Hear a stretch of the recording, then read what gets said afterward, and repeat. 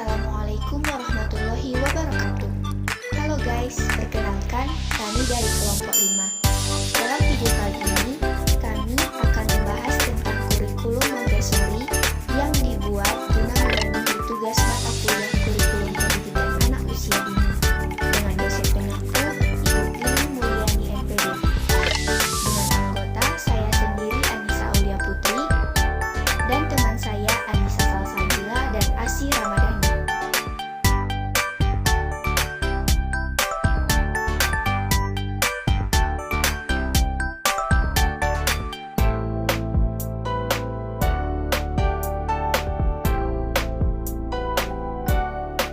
Kurikulum adalah sejumlah mata pelajaran yang harus dipelajari atau diselesaikan oleh setiap siswa, anak didik untuk memperoleh ijazah.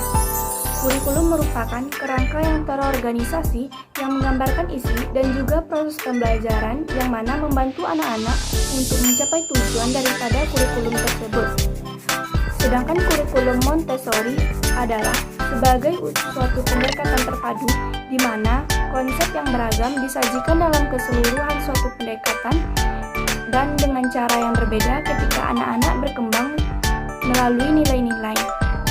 Anak-anak memiliki peluang dalam konteks yang berbeda untuk mempraktikkan keterampilan yang dipelajarinya. Kurikulum Montessori adalah metode pendidikan yang menekankan pada kemandirian dan kearifan anak, di mana anak diberi kebebasan untuk memilih pelajaran yang disukai untuk dipelajari.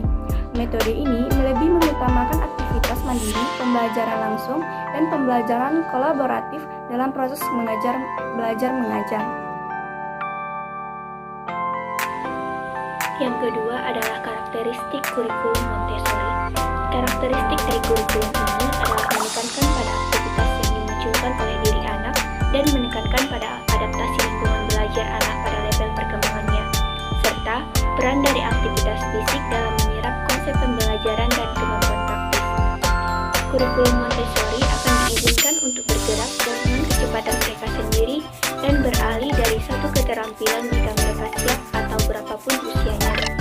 Dalam Syafri tahun 2013, dasar pendidikan Montessori mendasari 3 hal. Hal-hal tersebut yang pertama yaitu pendidikan sendiri. Maksudnya, anak memiliki kekuatan untuk berkembang dengan dirinya sendiri dan anak juga memiliki keinginan secara spontan untuk mandiri. Yang kedua yaitu masa peka.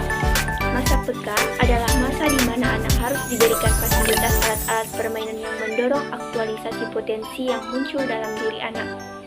Dan yang ketiga yaitu kebebasan. Kebebasan memiliki arti bahwa pendidikan hendaknya tidak membebani peserta didik. Ciptakan lingkungan yang kondusif dan berikan kesempatan anak mengembangkan dirinya sendiri dengan bebas. Sedangkan menurut Gasha tahun 2017, dalam pelaksanaan pembelajaran berbasis kurikulum Montessori, terdapat beberapa karakteristik. Yang pertama yaitu suasana pembelajaran yang menyenangkan. Yang kedua, tidak ada suasana kelas yang kompetitif. Yang ketiga, anak dididik bermain dan bekerja secara kelompok baik besar dan kecil. Yang keempat, pembelajaran dengan permainan yang memiliki tujuan pembelajaran dan guru hanya menjadi pembimbing. Yang selanjutnya, gerak motorik dan kreativitas mendominasi. Yang selanjutnya mengutamakan proses dan bukan produk. Dan yang terakhir, bebas melakukan sesuatu pelajaran dengan caranya sendiri. Langkah-langkah penyusunan dan pengembangan kurikulum Montessori. Langkah-langkah penyusunan dan pengembangan kurikulum Montessori dapat dilakukan dengan beberapa metode sebagai berikut. Yang pertama ada metode eksperimen. Metode ini menuntut untuk kreativitas anak untuk melakukan percobaan sendiri, mengamati proses dan hasil percobaan yang dilakukannya. Yang kedua ada metode Montessori.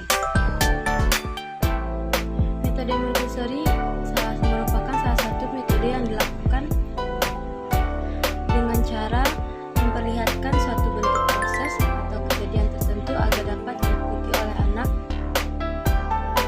Yang ketiga ada metode pemberian tugas. Pemberian tugas dapat dilakukan melalui latihan-latihan. Selanjutnya yaitu ada implementasi kurikulum Montessori.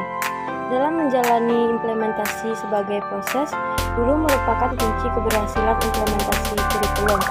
Bahkan rumusan Bahkan Wisman 2009 mengatakan sebagai implementator kurikulum, guru adalah pengembangan kurikulum yang sebenarnya karena bertindak sebagai perencana, pelaksana, dan penilaian. Berikut adalah langkah-langkah umum dalam mengimplementasikan kurikulum Montessori. Yang pertama ada pelatihan. Guru dan staf pendidikan perlu mendapatkan pelatihan khusus dalam metode Montessori agar dapat memahami filosofi, prinsip, dan teknik pengajaran yang digunakan. Yang kedua ada persiapan ruang kelas. Ruang kelas diharapkan disiapkan sesuai dengan prinsip Montessori, termasuk perabotan dan material pembelajaran yang sesuai dengan perkembangan anak. Yang ketiga ada pengamatan anak. Guru perlu melakukan observasi terhadap setiap anak untuk memahami kebutuhan, minat, dan kemampuan mereka, sehingga pembelajaran dapat disesuaikan secara individu. Selanjutnya ada pembelajaran berpusat. Pada anak, guru memberikan kebebasan kepada anak untuk memiliki aktivitas belajar mereka sendiri, sesuai dengan minat dan kemampuan masing-masing individu. Yang kelima ada lingkungan belajar yang mendukung. Lingkungan belajar harus dirancang sedemikian rupa agar anak merasa aman dan nyaman dan terdorong untuk mengeksplorasi serta belajar secara mandiri. Dan yang terakhir yaitu evaluasi proses pembelajaran. Evaluasi dalam kurikulum Montessori lebih menitik beratkan pada perkembangan anak secara keseluruhan daripada hanya hasil akademis semata.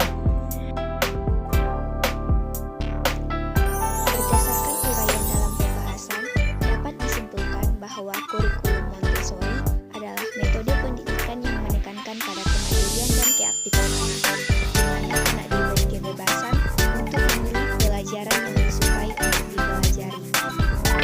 Karakteristik dari kurikulum Montessori adalah menekankan pada aktivitas yang dimunculkan oleh diri anak dan menekankan pada adaptasi lingkungan belajar anak pada level perkembangannya dan peran dari aktivitas fisik dalam menyerap konsep pembelajaran dan kemampuan praktis. Langkah-langkah penyusunan dan pengembangan kurikulum Montessori dapat dilaksanakan melalui beberapa metode, yaitu metode eksperimen, metode demonstrasi, dan metode pemberian tugas.